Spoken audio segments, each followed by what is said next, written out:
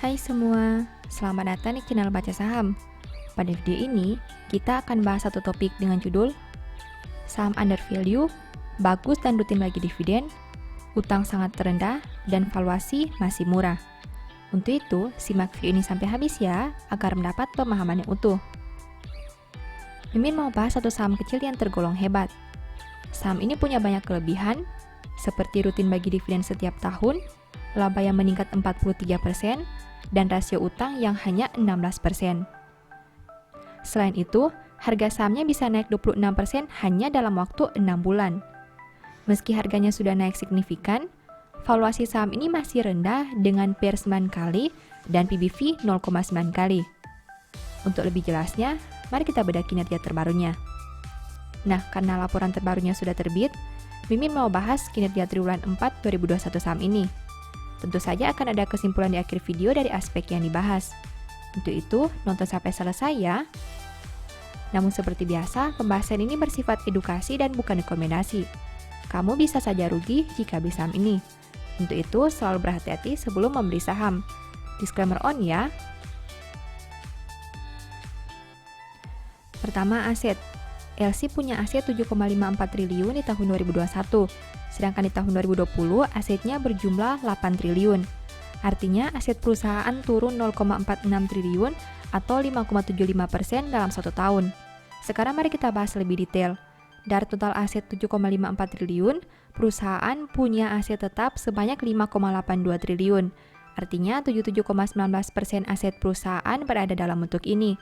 Jika dibanding tahun sebelumnya, pos ini turun 0,49 triliun atau 7,77%. Selain aset tetap, ada juga kas dan setara kas. Dari total aset 7,54 triliun, perusahaan punya kas dan setara kas sebanyak 3,35 triliun. Artinya, komponen ini punya porsi kedua terbesar di dalam aset perusahaan. Jika dibanding tahun sebelumnya, pos ini naik 1,4 triliun atau 71,79%. Kedua, liabilitas. LC punya liabilitas 1,67 triliun sampai triwulan 4 2021. Sedangkan di tahun 2020, liabilitasnya berjumlah 1,63 triliun. Artinya, hutang perusahaan naik 0,04 triliun atau 2,45% dalam satu tahun terakhir. Nah, dari total liabilitas 1,67 triliun, perusahaan punya liabilitas imbalan kerja sebanyak 0,9 triliun. Artinya, 53,89% hutang perusahaan berada dalam bentuk ini. Jika dibanding tahun sebelumnya, pos ini turun 0,02 triliun atau 2,17%. Selain liabilitas imbalan kerja, ada juga utang usaha pihak ketiga. Dari total liabilitas 1,67 triliun, perusahaan punya utang usaha pihak ketiga sebanyak 0,17 triliun. Artinya, komponen ini punya porsi kedua terbesar di dalam liabilitas perusahaan. Jika dibanding tahun sebelumnya, pos ini naik 0,02 triliun atau 13,33%. Ketiga, ekuitas. LC punya ekuitas 10,17 triliun sampai triwulan 4 2021. Jika dibanding tahun sebelumnya dengan angka 9,28 triliun, berarti ekuitas perusahaan naik 0,89 triliun atau 9,59%. Dari total ekuitas 10,17 triliun, perusahaan punya saldo laba belum digunakan sebanyak 8,35 triliun. Artinya 82,10% ekuitas perusahaan berada dalam bentuk ini. Jika dibanding tahun sebelumnya, pos ini naik 0,88 triliun atau 11,78%. Keempat, pendapatan. LC punya pendapatan 4,52 triliun sampai triwulan 4 2021. Sedangkan di tahun 2020, pendapatannya berjumlah 3,53 triliun. Berarti pendapatan perusahaan naik 0,99 triliun atau 28,05% dalam satu tahun terakhir. Kelima, biaya pokok. LC punya biaya pokok penjualan sebanyak 2,71 triliun. Sedangkan di tahun 2020, biayanya berjumlah 2,46 triliun. Berarti biaya pokok naik 0,25 triliun atau 10,16% dalam satu tahun terakhir. Keenam, laba. LC mampu menghasilkan laba sebanyak 0,99 triliun. Jika dibanding tahun sebelumnya di angka 0,69 triliun, berarti laba perusahaan naik 0,3 triliun atau 43,48% dalam satu tahun terakhir. Ketujuh, rasio keuangan. LC punya ROE 9,75% dengan NPM 21,90%. Sedangkan untuk sisi resiko, saham ini punya DER 16,50%. Dari aspek rasio keuangan, LSIP mempunyai ROE dan NPM yang baik. Selain itu, DER saham ini sangat rendah, bahkan di bawah 20%. Apabila hanya melihat dari rasio keuangan, tentu saham ini bisa dikatakan cukup baik. Tapi ingat, kamu perlu melihat lebih jauh lagi. Jangan hanya berpatokan pada rasio keuangan saja ya. Kedelapan, valuasi. Saham ini punya PER 9,43 kali dan PBV 0,92 kali. Saham LSIP mempunyai valuasi yang cukup rendah, baik dari PER dan PBV.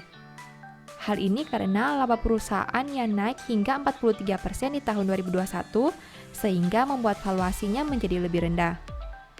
Dengan valuasi seperti ini, apakah LSIP bisa dikoleksi? Setelah melihat pembahasan tadi, ini kesimpulannya. 1. Penurunan aset berasal dari berkurangnya aset tetap. 2. Liabilitas naik karena utang usaha yang bertambah.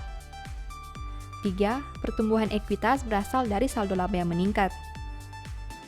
4. Kenaikan laba disebabkan oleh pendapatan yang tumbuh sebanyak 28%, sedangkan biaya pokok hanya naik sebanyak 10%.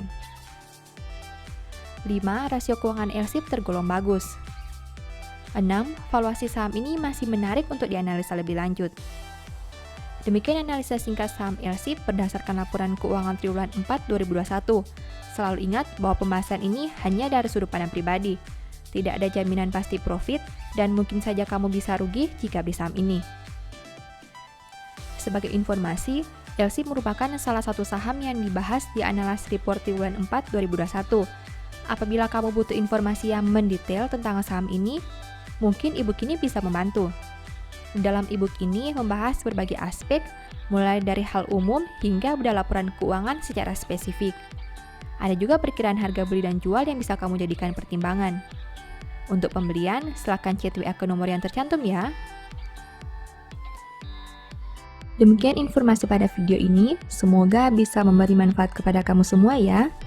Oh iya, saya mau menyampaikan bahwa sekarang Baca Saham punya 3 e-book tentang saham yang mungkin saja bisa berguna bagi kamu, yaitu Strategi Nabung Saham, Analyst Report, dan The Stock Market. Berikut perbedaan antara 3 e-book tersebut. E-book Strategi Nabung Saham berfokus pada pembahasan teknik, money management, dan semua hal yang berhubungan dengan nabung saham. Poin intinya bisa dilihat pada tampilan berikut ini. E-book Analyst Report berfokus pada hasil analisa fundamental 12 saham pilihan berdasarkan laporan keuangan terbaru. Poin intinya bisa dilihat pada tampilan berikut ini.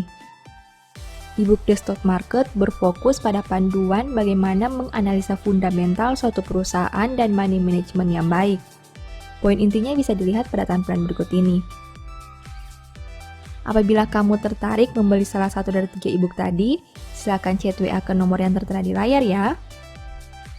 Ingat, hati-hati terhadap semua jenis penipuan yang mengatasnamakan baca saham. Baca Saham tidak pernah mengelola dana ataupun melakukan penjualan produk di luar Instagram, YouTube, dan Telegram resmi Baca Saham. Sebagai penutup, saya mau mengutip satu statement yang semoga bisa menjadi semangat bagi teman-teman. Bibir orang bijak menaburkan pengetahuan, tetapi hati orang bebal tidak jujur. Thank you.